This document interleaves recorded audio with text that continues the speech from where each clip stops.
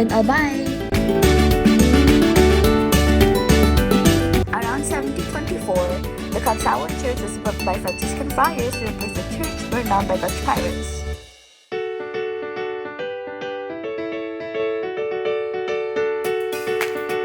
However, in 1814, it was destroyed during an eruption of the Mayon Volcano, which killed an estimated 1,200 people due to lahar.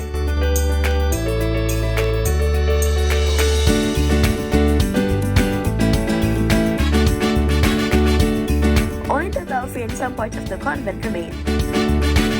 It is also the site of the Cagsawa Branch of the National Museum of the Philippines.